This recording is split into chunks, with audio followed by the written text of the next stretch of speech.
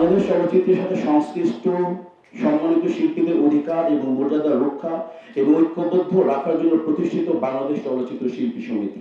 শিল্পী সমিতির সদস্য চিত্রনায়িকা একা এবং কর্মী দেশের প্রচলিত আইন অনুযায়ী অপরাধে জড়িত থাকার অভিযোগে গ্রেপ্তার হয়েছে। চলচ্চিত্র শিল্পী সমিতির কার্যনির্বাহী কমিটির অধ্যক্ষ ৭-৮-২০২১ তারিখের গঠনতন্ত্রের যথাযথ বিধি মোতাবেক আপাতত তাদের সদস্যপদ সাময়িকভাবে স্থগিত রাখার সিদ্ধান্ত হয়।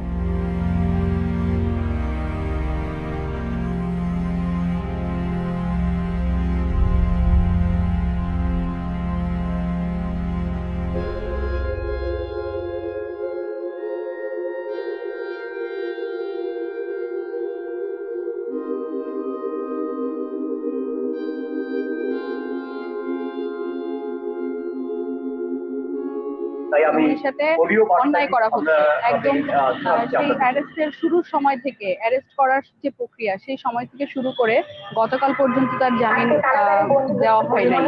এই সময়টা প্রত্যেকটা ধাপে ধাপে তার সাথে অন্যায় করা হয়েছে। আমাদের এরকম একজন জনপ্রিয় নায়িকাকে মাত্র 5 বোতল মদ দিয়ে গ্রেপ্তার করে আসলে আমাদের সিনেমা শিল্পকে ধ্বংস করা হচ্ছে। এটার সাথে শুধু সিনেমা শিল্প নয়, এটার সাথে আসলে নারীর যে অগ্রগতি, নারীর যে ব্যক্তিত্ব, সেগুলো সবকিছু ভুলণ্ঠিত করার একটা চক্রান্ত চলছে। একটা মানুষ আজকে বিপদে পড়েছে, আমাদের শিল্পীদের উচিত সেই শিল্পী যত অপরাধী করুক না কেন, এটা প্রমাণ না হওয়ার আগ পর্যন্ত আমাদের প্রত্যেকটা শিল্পীর তার পাশে দাঁড়ানো উচিত ছিল। তো আমি জানি না কেন আসেনি। আমি আসছি আমার শিল্পী সত্তার তাগিদ থেকে, কারণ সে আমার সহশিল্পী। এখন কোর্ট কি ডিসিশন নিবে এটা কিন্তু আমি জানি না, এটা একমাত্র কোর্ট বলতে পারে। পরিমণি এখন রিমান্ড থেকে আসছে, এখন দেখা যাক কোর্ট কী করে। কে আসলো না সেটা তো আমার দেখার বিষয় না, কারণ আমার একটা শিল্পী বিপদে পড়েছে, সে অপরাধ করেছে কি করেনি সেটা তো পরের সাবজেক্ট, কিন্তু আমার শিল্পীকে তো আমাকে দেখতে হলেও আসা উচিত। আইন যেভাবে ভালো হয়, যেটা ভালো করবে সেটার পক্ষে আমরা।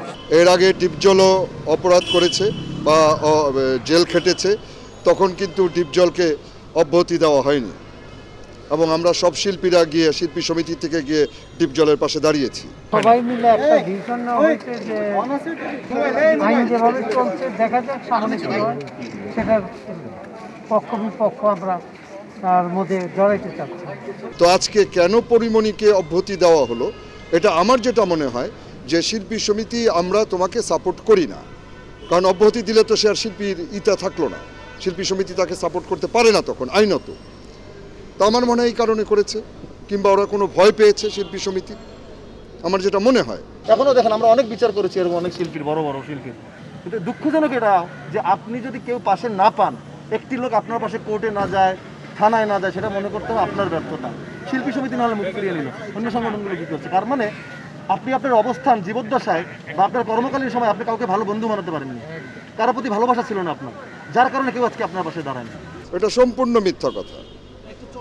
পরিমণি বন্ধু তৈরি করতে পারেনি তো। পরিমণি যে এফডিসিতে যে গরু জব দিচ্ছে কাকে সঙ্গে নিয়ে, এটা তো ইসেও দেখা যায়, ইউটিউবে দেখা যায় যে কারা কারা তার পাশে দাঁড়িয়ে আছে, তাই না? এখন বিপদে পড়েছে তাই বন্ধু তৈরি করতে পারেনি।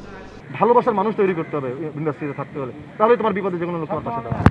এসব ফালতু কথা বলা উচিত না একটা শিল্পীর জন্য। আমরা যখন অভিনয় করি, আমরা শিল্পী সহশিল্পী একসাথে যখন আমরা হাঁটি, তখন এমনিই বন্ধু হয়ে যায়। তো বন্ধু তৈরি করতে পারিনি এই শব্দটাই খুব বাজে একটা শব্দ, কারণ পরিমণি বন্ধু তৈরি করতে পারেনি মানে। আমি তো এই পরিমণি অ্যারেস্ট হওয়ার আগে দেখেছি তার প্রচুর বন্ধু, আজকে সে বিপদে পড়ে গেছে তাই আজকে তার কোনো বন্ধু নাই। পরিমণি আমাদেরই একটা মহিলা সদস্য, তো সে তো জানে, সে তো বাচ্চা না, সে আজকে প্রায় 7 বছর আমাদের ইন্ডাস্ট্রিতে আছে, এবং তার ব্যক্তিগত জীবন কিন্তু আমাদের দেখার দরকার নেই, কিন্তু তার ব্যক্তিগত কোনো অপরাধ, কোনো কাজ যদি জনসম্মুখে চলে আসে, তখনই আমাদের দেখার বিষয়, সেটা শিল্পী সমিতি অবশ্যই দেখবে। এবং সে যে অভিযোগটা করেছে শিল্পী সমিতি আমার পাশে নেই, ভুল কথা। যে যেমন তার ভাষা তেমন হবে, তাই না? দেখা যাক সামনে কি হয়, সেটার পক্ষ বিপক্ষ আমরা তার মধ্যে জড়াইতে চাচ্ছি। ডিপজল যদি বলে থাকে যে আমরা এটার মধ্যে জড়াতে চাচ্ছি না, পরিমণি কি রাষ্ট্রদ্রোহিতা কোনো মামলায় আটকা আছে যে পরিমণির ফাঁসি হয়ে যাবে, বা সে কি কোনো মার্ডার কেসের আসামি? আর এখনও কিন্তু বিচারে সাব্যস্ত হয় নাই সে অপরাধী। তো যেহেতু সাব্যস্ত হয় নাই অপরাধী, আমরা কিন্তু এখন তাকে কোনোভাবেই অব্যাহতি দিতে পারি না। আমরা সাময়িকভাবে তার সদস্যপদ স্থগিত করেছি। ডিপজল যখন অ্যারেস্ট হয়েছে তখন কিন্তু আমি ছিলাম। কই আমরা তো ডিপজলকে অব্যাহতি দেই নাই, আমরা তো ডিপজলের পাশে গিয়ে দাঁড়িয়েছিলাম। একেবারে প্রশাসনের ব্যাপার, এটা আমাদের ব্যাপার না। আমি একা শিল্পী আছি পরিমণির পক্ষে, কথাটা কিন্তু ঠিক না। আর অনেকে কিন্তু এখন আসছে, শাকিব খান আসছে, তারপরে আরও অনেক আমাদের নায়িকারাও অনেকে আসছে, পাশে এখন দাঁড়িয়েছে। হয়তো কোর্টে আসেনি, কিন্তু তারা কিন্তু এখন কথা বলছে পরিমণির পক্ষে।